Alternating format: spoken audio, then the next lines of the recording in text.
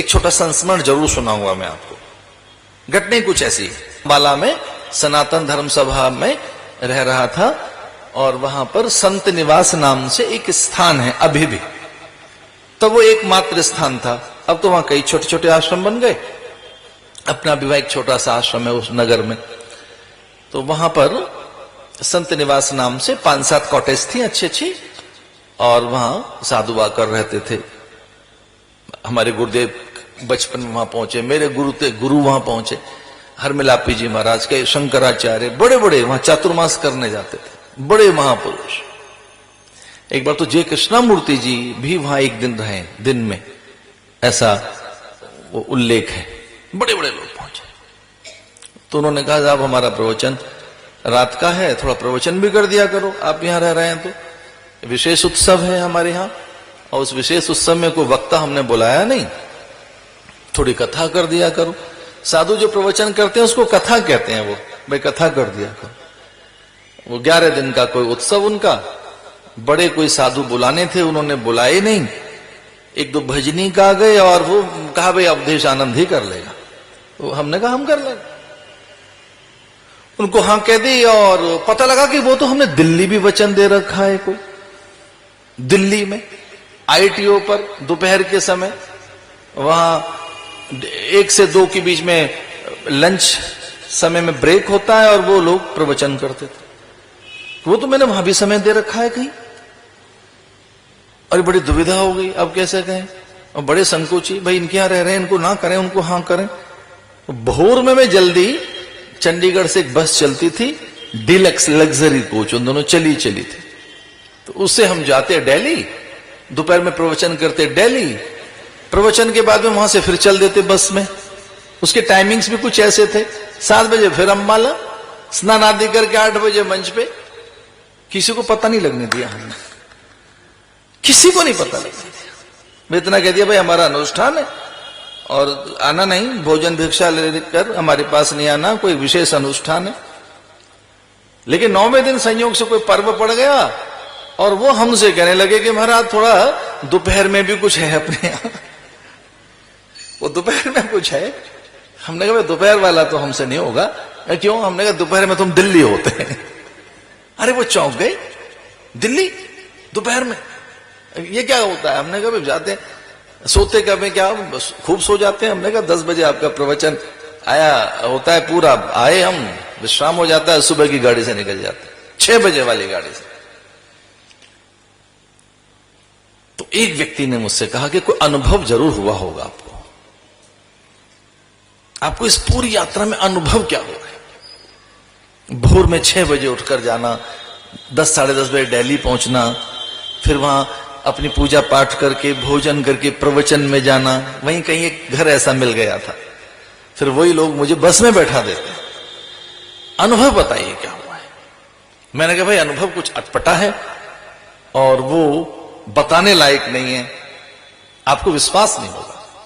कुछ अद्भुत अनुभव हुआ है और वो थोड़ा चौंकाने वाला अनुभव है, इसलिए कम भरोसा होता है। पहले तो मुझे ही भरोसा नहीं हुआ मेरे अनुभव पर, मुझे ही विश्वास नहीं था कि जो ये मुझे अनुभव हो रहा है ये सही है, लेकिन हुआ है एक अनुभव। वो क्या है महाराज?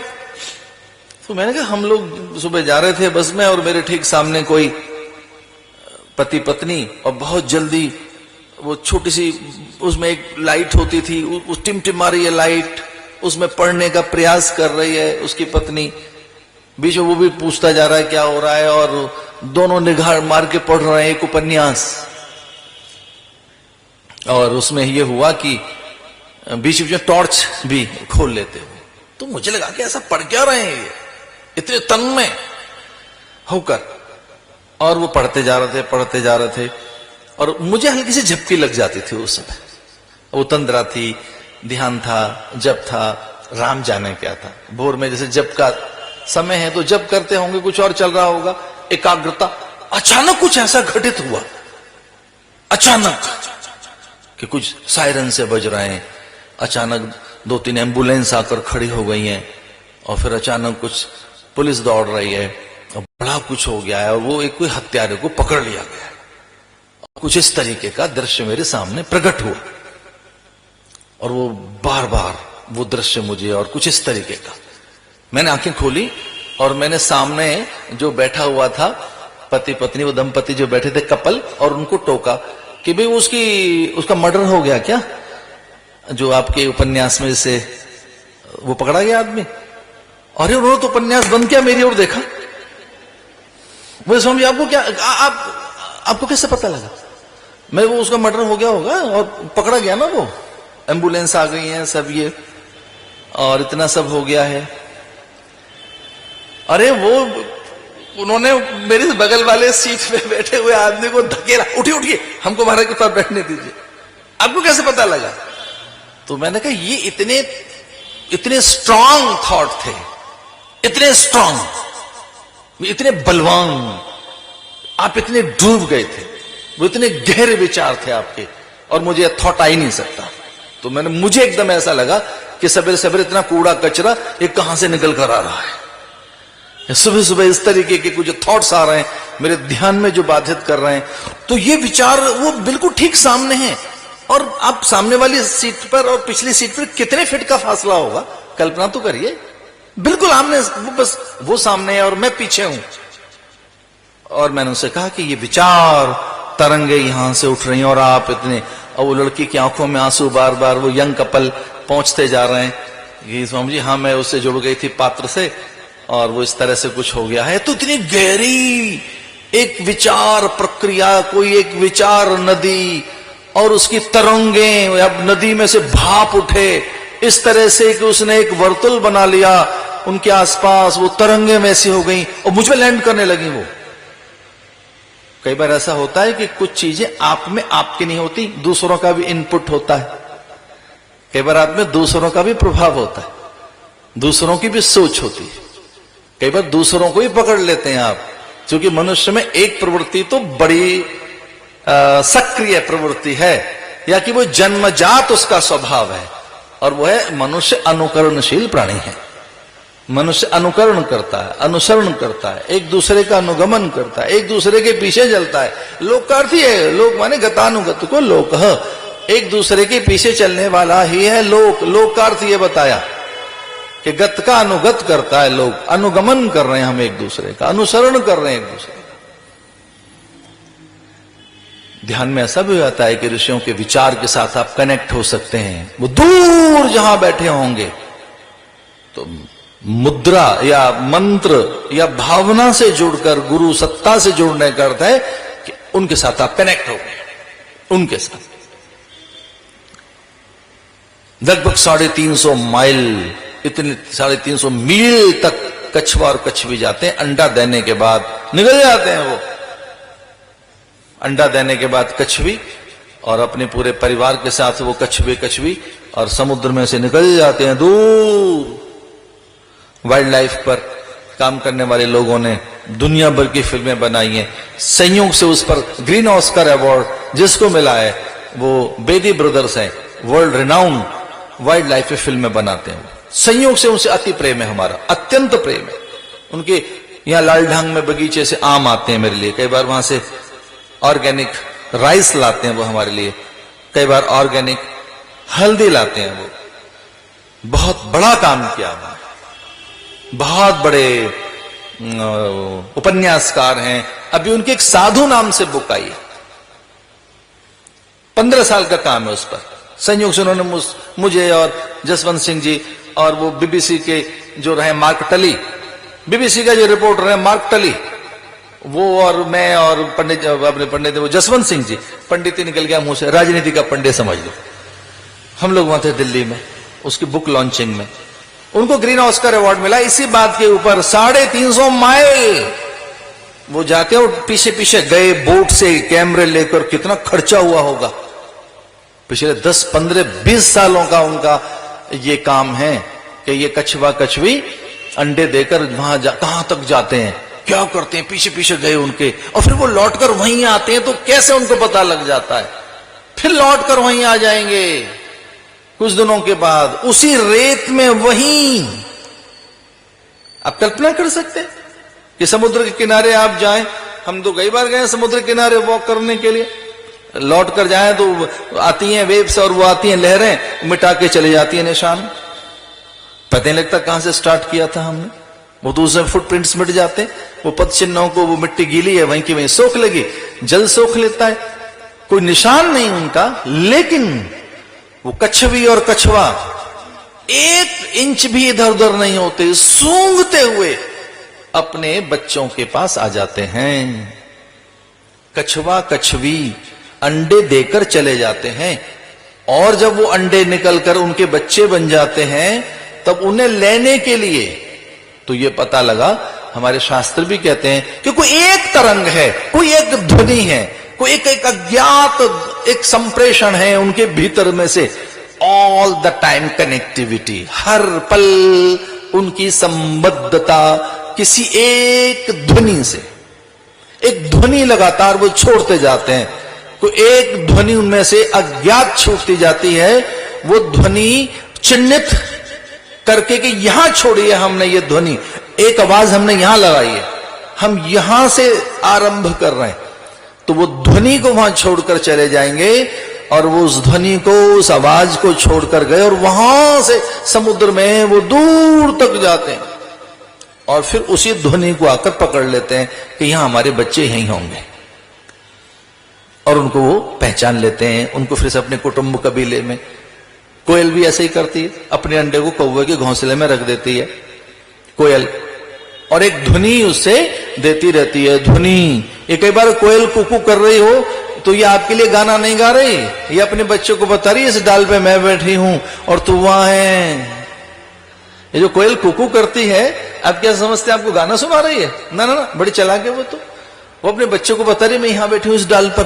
और कोयल अक्सर क्या, बहुत बार अपने अंडे कौवे के घोंसले में रख देती है, और कौवा बुद्धू है, वो अपना समझ के उसे सेरा होता है, अपनी पेट की गर्मी से उनकी रक्षा कर रहा है, ये समझ के कि मेरे हैं। ये कितना बुद्धू है कौवा, उसे यही पता नहीं लगता कि मेरे बच्चे हैं भी या नहीं है, अपने ही समझकर उनको क्षति नहीं पहुंचाता वो, पर वो वहां से दूर अपने अंडों को बताती रहती है कि मैं आपकी मां यहां बैठी हूं।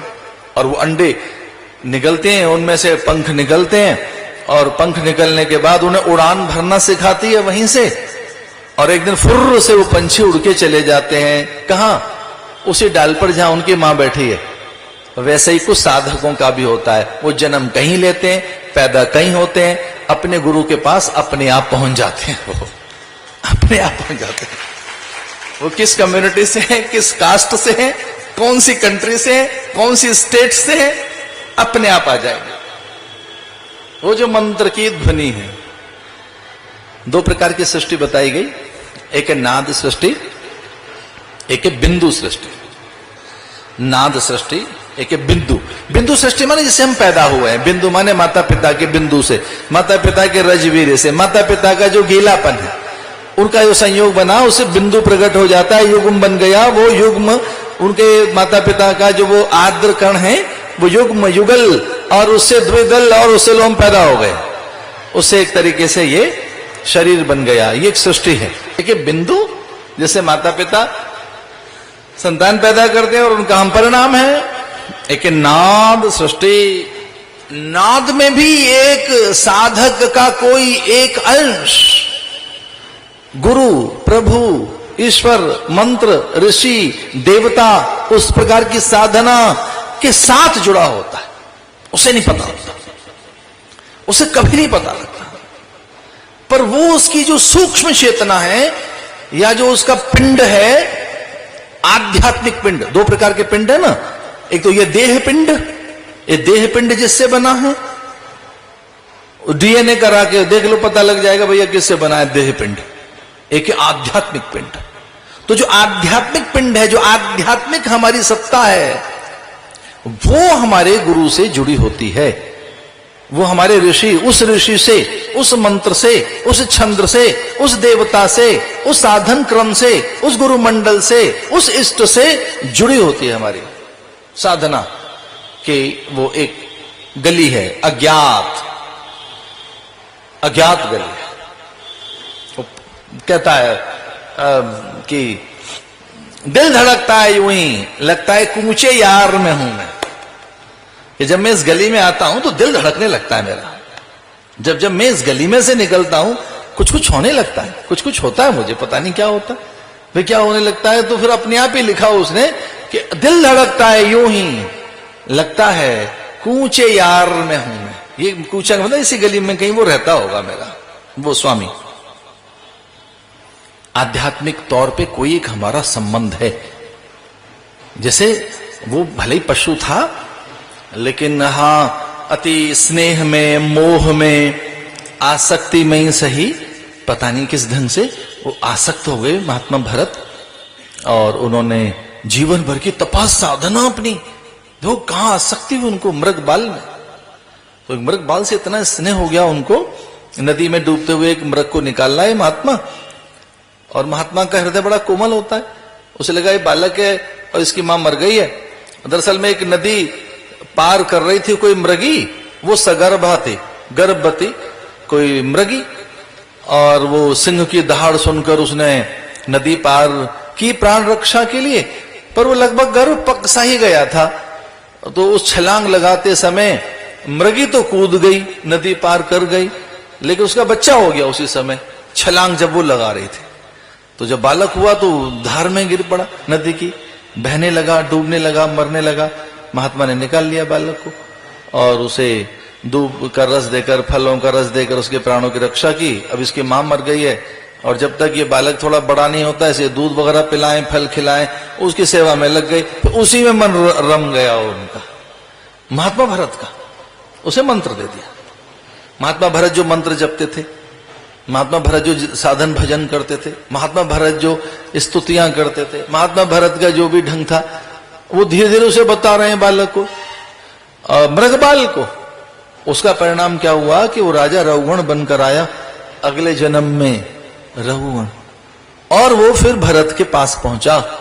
वो सूक्ष्म तरंगे फिर से वहीं लेकर चले गई उसको, वो साधना उसे वहां लेकर चली गई। कहीं ऐसा तो नहीं हम लोगों को साधना छूट गई हो और फिर दोबारा यहां मिले हो हम आकर, कोई ऐसा तो नहीं, कोई यात्रा अधूरी सी रह गई हो। और हाँ ये तो है, मनुष्य होने का अर्थ है कि अपनी यात्रा को पूरा करना। अन्य योनियों में यात्रा या जीवन साइकिल कंप्लीट नहीं किया जा सकता। जो यात्रा चक्र है, उस यात्रा चक्र की सिद्धि मनुष्य योनि में की जा सकती है। तो दो प्रकार की सृष्टि बताई, एक नाद बिंदु सृष्टि, दूसरी नाद सृष्टि, जिसमें वो गुडरिया के बालों को पकड़ लाता है चाणक्य और कहता है कि ये भाग्य विधाता बनेगा, तो कुछ थोड़ा सा भेड़ों को चराने वाला नहीं रहेगा, ये देश का भाग्य बदलेगा। और उसके भीतर में से चंद्रगुप्त उसने निकाल दिया। किसी वो चीजें मुझे दिखाई देती हैं कि ये कुछ बन जाएगा। तो हमारे पास जो सूक्ष्म तरंगे हैं वो मंत्र की भी हैं, कुछ मंत्र की भी एक प्रभाव है, और अगर आप उसे जगा लें तो साधन सक्रिय हो सकता है। तो इस बार मैं मंत्र पर बोलता रहा लगातार ग्रीष्म काल के इस सत्र में कि अपना मंत्र जपें। और जो तो मैं थोड़ा ऊपर की बातें बताई हैं वो तो कम ही समझ में आएंगी आप लोगों को, पर मालूम नहीं आती हैं तो भी कभी पूछना तो सही किसी से कि भाई अपने मंत्र के ऋषि कौन है, इसका छंद कौन सा है, देवता कौन है, मंत्र का इष्ट क्या है, मंत्र का फलादेश क्या होगा। और ये लगातार करोगे तो प्रकट होने लगते हैं वो सब। उस तरह से ऋषियों से जुड़ जाओगे, ऋषि मंडल से, उस प्रकार से फिर आप इष्ट से भी जुड़ जाते हैं सूक्ष्म रूप से। जैसे मैंने बताया रेडियो या टेलीविजन की तरंगें यंत्र के आधार पर वो यंत्रगत प्रकट हो जाती हैं। एक दिन हम कह रहे थे कि कोई बिजली है, वो यंत्र के संस्कार के भेद से वैसा ही काम करना शुरू कर देती है। गर्मी बना देगी या जल उबाल देगी, उसे कहते हैं गीजर, लिए जल उबल रहा है, हमने तो ठीक ठाक जल डाला था, नलके से ठंडा जल आ रहा है, पर चूंकि यंत्र के संस्कार में कुछ और तरह का भेद है तो वो जल उबाल रहा है। और एक है फ्रीजर, उसमें बर्फ बन रही है। एक ही बिजली एक यंत्र में जुड़कर गर्म कर रही है पानी को, एक ही बिजली एक यंत्र में जुड़कर बहुत ठंडा कर रही है। तो यंत्र के संस्कार का एक भेद है। आओ एक छोटी सी बात सुनो, ये जो शरीर रूपी यंत्र है इसका भी एक लाभ है। तो ये शरीर रूपी यंत्र जो हमें भोग भाग्य प्रारब्ध जाति आयु ये सब जो मिला है, ये जो भोग अपवर्ग के लिए मिले, अपवर्ग के लिए, और अपवर्ग करते ज्ञान पूर्वक प्रारब्ध को भोगना और परम सत्ता को पाना, उसे अपवर्ग कहेंगे। इसे और डिफाइन करें, जैसे आपको कोई पुरस्कार देना चाहे, आपको कोई सम्मानित करना चाहे, आपका कोई अभिनंदन करना चाहे। अरे कल्पना करो कि सरकार आपको कोई पद्म सम्मान देना चाहे, जो पद्म सीरीज है, उस पद्म सीरीज में, पद्म श्रृंखला में सरकार से न्योता है कि जी आपको तो पद्म भूषण देना है, पद्म विभूषण देना है, आपको पद्म श्री बनाना है। सरकार बाध्य नहीं कर सकती कि आपको लेना पड़ेगा, हमने आपका चयन किया है, आपको न्योता भेजा है, आपको आना पड़ेगा सेंट्रल हॉल में और स्टेट हेड से लेना ही पड़ेगा आपको। वो एक रिक्वेस्ट भेजते हैं कि देखिए जी आपका चयन किया गया है आपके अच्छे कार्यों के लिए और ये पद्म सम्मान आपको दे रहे हैं हम, अथवा बड़ा सम्मान दे रहे हैं, भारत रत्न आदि, आइए उसे लेने के लिए। सम्मान करेंगे, आदर करेंगे, शॉल श्रीफल आपको देंगे और स्टेट हेड ऊपर मंच पे बुलाएगा, आपको आदर करेगा। इसका नाम क्या है कि आपको कोई पुरस्कार मिल रहा है, अभिनंदन हो रहा है और सरकार ने कहा कि आइए ले लो, और आप मना कर दें विनम्रता वशात कि भाई ऐसा कुछ नहीं, हमने जो किया है वो गुरुजनों की कृपा से किया है, उनके आशीर्वाद से किया है, उतने साधन है नहीं, हम इतना सम्मान नहीं लेना चाहते, हम सम्मान को प्रणाम करते हैं, आपके सम्मान का आदर करते हैं, हमें संकोच है, कृपया मैं सम्मान नहीं ले पाऊंगा। तो ऐसे करके कोई साधक मना कर दे, सरकार बाध्य नहीं कर सकती, लेकिन अगले दिन उससे कोई अपराध हो जाए, कल्पना करो उससे कोई अपराध हो जाए, और अपराध हो जाए तो फिर ये नहीं कह सकता कि मैं जेल में नहीं जाऊंगा, मैंने पद्म सम्मान लौटाया था ये नहीं कह सकता। अपराध हो जाए तो भैया भोगना पड़ेगा, लेकिन अगर आपको सम्मान मिल रहा है तो उसे लौटाया जा सकता है। अपवर्ग का अर्थ यह है कि जो कुछ प्राप्त हो रहा है अच्छा, उस अच्छे से परे हो सकते हैं आप, और जब अच्छे से परे होने की कला आ जाएगी, वही आदमी दुख से दूर जाने की कला सीख पाता है। जो अच्छे को त्याग सकता है, अच्छे में ज्यादा हर्षित नहीं होता, अच्छे में फूला नहीं समाता, और अच्छे में संतुलन नहीं खोता। या खाए बौरात जग वह पाए बौराए, तो वो इतना ज्यादा बौरा न जाए तो वो ही छोड़ सकता है। एक और बात बताएं, थोड़ी सी महंगी है, ये लिख लेना डायरी में, बहुत ज्यादा महंगी बात बता रहा था। जो सम्मान पचाना जानते हैं वो अपमान को भी पचाने की कला सीख जाते हैं। जो सम्मान पचाना जानते हैं, सम्मान को जो पचाना सीख गया, यश को पचाना सीख गया। यश हुआ है कि जरा सा जोश क्या दरिया में आया, समंदर की बुराई कर रहा है। कुछ नदियों में जोश क्या आ जाता है, बरसाती नदियां, और कुछ इस तरीके की, तो क्या वो उनमें उछल कूद शुरू हो जाती है। तो जो बहुत सम्मान को पचाना जानते हैं, आदर को पचाना जानते हैं, यश को पचाना जानते हैं। कुछ लोगों को तो धन ही संभालना नहीं आता, उनको पता ही नहीं कैसे मैनेज करें। कुछ लोगों को तो धन का अनुशासन ही नहीं पता, अर्थ आया है पता ही रखें कहां, तो उछल कूद करना शुरू कर देंगे। एक किसी गांव में गए, हमने कहा भाई 20 साल पहले आए थे इस गांव में तो कुछ और था, और अब तो कोठियां बन गई हैं। बोले हाँ महाराज जी, मुआवजे मिल गए। और आपकी गाय बैल भैंस कहाँ गई? तो सब चले गई, मुआवजे मिल गए। तो एक ने कहा नहीं, एक गाय रखी है हमने, भैंस रखी, हम एयर कंडीशन लगा रखा था भैंसों के लिए ये सच्ची घटना है।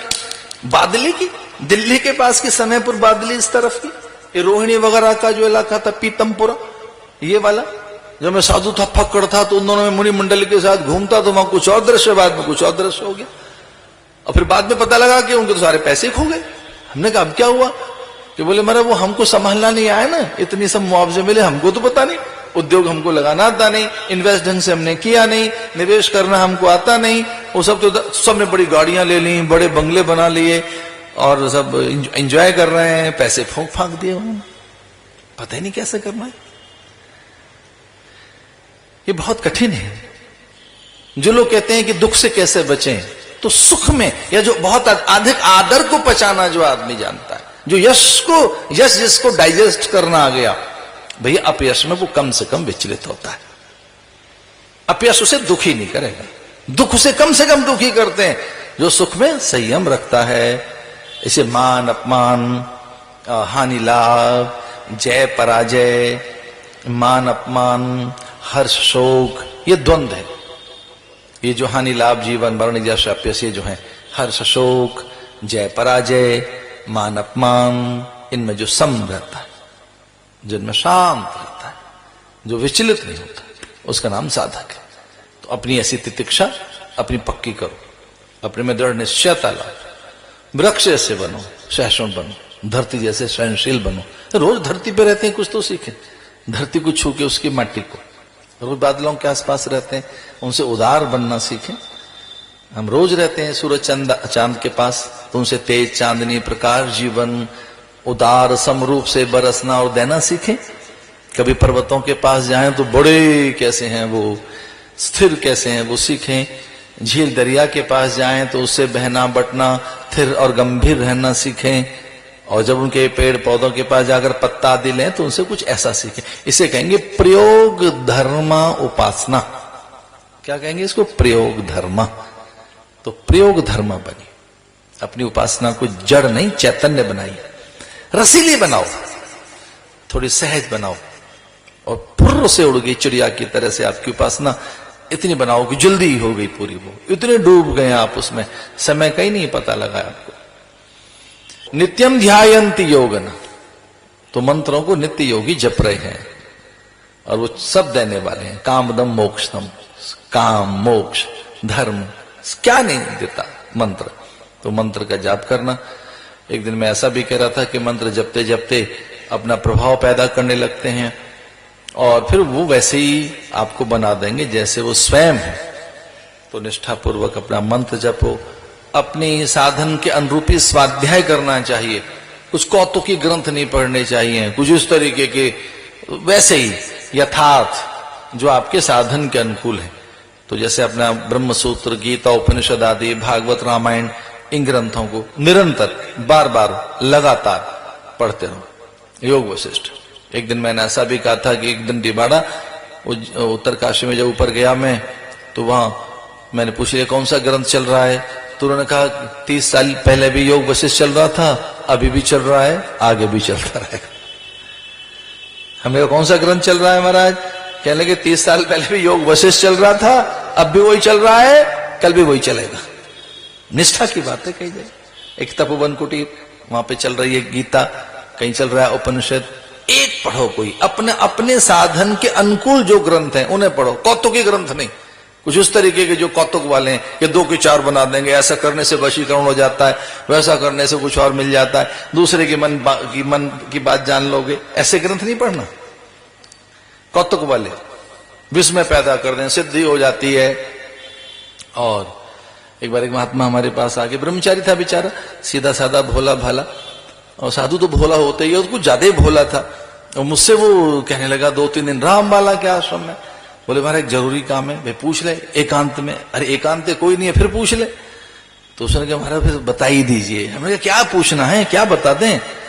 तो उसने हौले से कहा कि हमको कोई ऐसा कह रहा था कि आपको सिद्धि हो गई है, आपके पास चीजें कम नहीं होती, चीजें बहुत आती हैं, ऐसे कहा उसने। कोई कह रहा था कि भाई अवधेशानंद को सिद्धि हो गई है और तुम्हारा हमको ही बता दीजिए। तो मैंने कहा क्या बता दें? बोले सिद्धि बता दीजिए। अब मेरे से तो ऐसे विनोद में निकल गया मुंह से। मैंने भैया वो कर लोगे आप जो हम बताएंगे? तो वो तो और 4 आगे बढ़ गया। बोले हमारा मैं शमशान में भी जाने को तैयार हूं, कहीं जाने को तैयार हूं। अगर आप मुझे शमशान तक भेजेंगे तो मैं चला जाऊंगा। मैं भैया उससे भी जरा कठिन रास्ते पे भेजना है, शमशान में तो अगर नहीं भेजेंगे, थोड़ा और कठिन है वो, तो हमारा जो होगा सो देखा जाएगा, आप तो बता ही दो। तो मैंने कागज पहन लाओ जरा भाई, जरा इसको क्रम बताना है साधन का। और वो सीरियस हो गया साधु, उसे लगा पता नहीं क्या बताएंगे स्वामी जी। कागज पहन लाया और मैंने कहा जरा एक बहुत गजब का मंत्र है वो लिखना है इसमें, और वही करना है तुमको। तो मैंने उसमें लिख दिया। मैंने कहा प्राकृतिक रहना, सरल रहना, सहज रहना, नेचुरल रहना, इससे बड़ी कोई सिद्धि नहीं है।